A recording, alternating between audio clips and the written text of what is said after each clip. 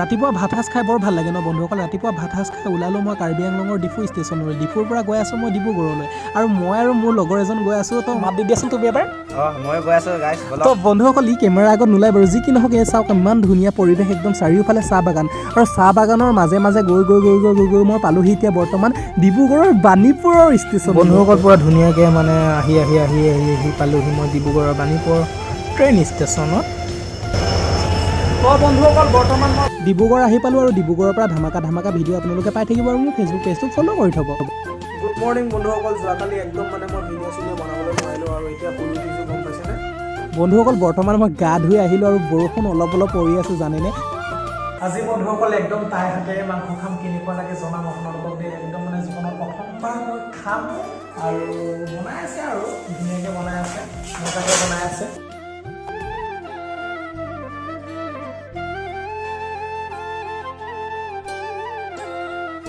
বন্ধুসকল মই এতিয়া ৰ'বলৈ পৰা নাই, গম পাইছেনে। মুখৰ পানী ৰৈ বৈ গৈছে, একদম বনাই ৰেডি কৰি থৈছে, আৰু এতিয়া খাবহে লাগে, আৰু আৰম্ভ কৰোঁ আৰু ন।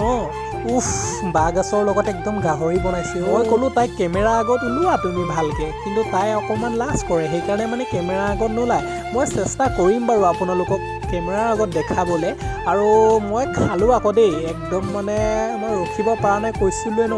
উফ, ইমান মজা লাগিছে অ', উফ ইমান টেষ্টি অ'।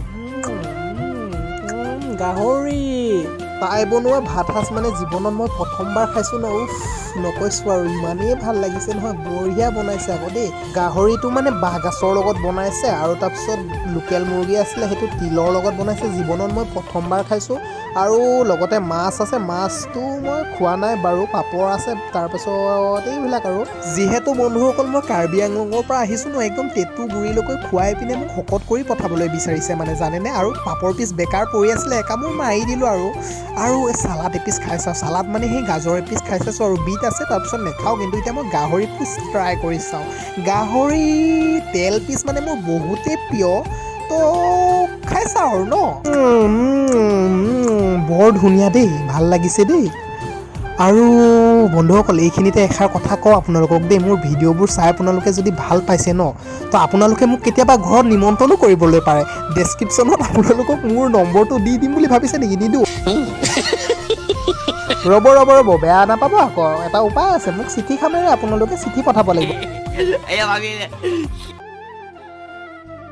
ভাত পানী খাই হৈ গ'ল, আৰু ভিডিঅ'টো চাই আপোনালোকে কেনেকুৱা পালে জনাব। যদি ভিডিঅ'টো চাই অকণমানো ভাল পালে লাইক কমেণ্ট শ্বেয়াৰ ছাবস্ক্ৰাইব কৰি দিব। মোৰ চেনেলটো একদম নতুন, আপোনালোকৰ মৰম আৰু আশীৰ্বাদ লাগে, তো বন্ধুসকলক অকণমান ছাপোৰ্ট কৰক। Bye bye.